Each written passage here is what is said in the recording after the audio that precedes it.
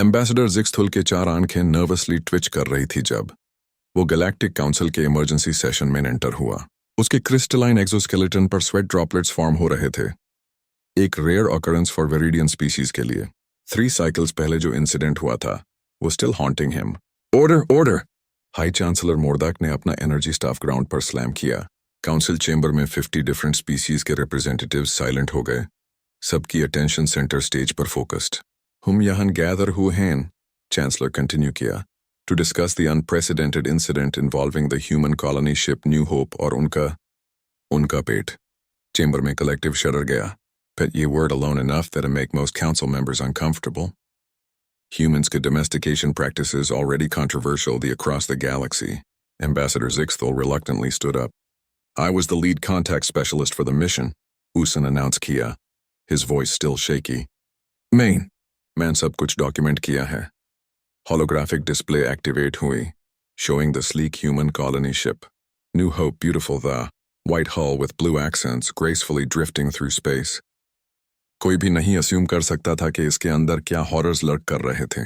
Mission simple the, Zixthal explained. Standard first contact protocol. Humans ने peaceful intentions show किए थे.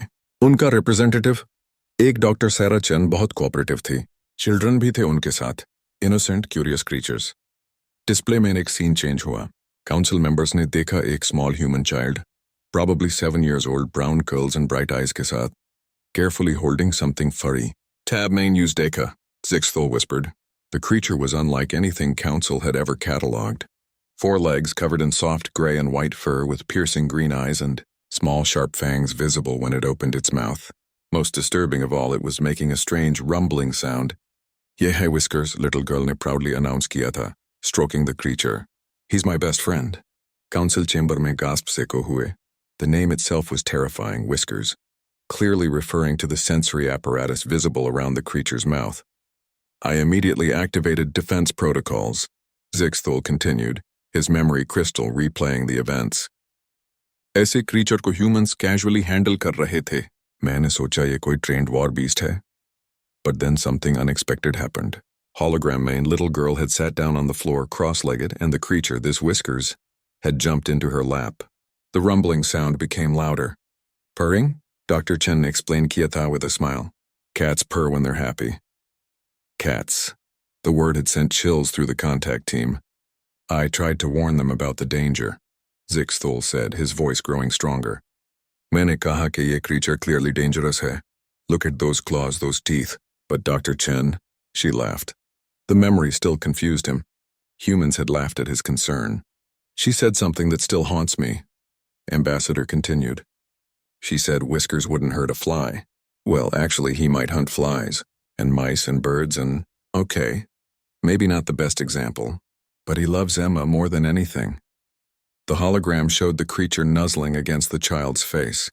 Child was giggling, completely unaware of the potential danger. Then, Zixthal's voice dropped to whisper. I witnessed the true horror. Scene change hua. A mechanical toy mouse had malfunctioned and was running erratically across the floor. In lightning speed, the creature had pounced.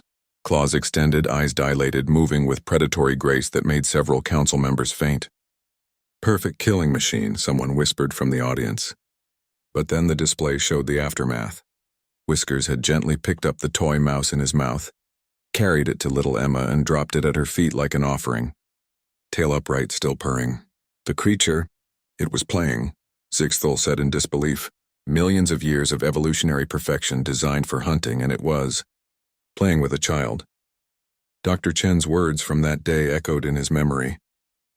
Cats chose us, Ambassador. Thousands of years ago, they decided humans were worth their time.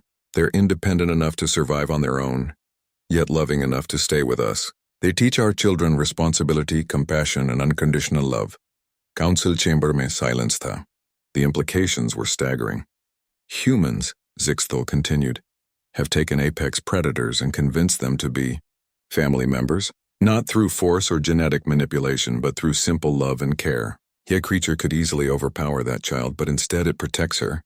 Chancellor Mordak leaned forward. What happened next? Emma started crying. Something about missing her grandparents. And this Whiskers. Zixthal paused, still amazed by the memory. He immediately climbed into her arms and started that purring sound louder. Child ke tears stop ho gaye. Creature knew, somehow it knew, 'cause she needed comfort.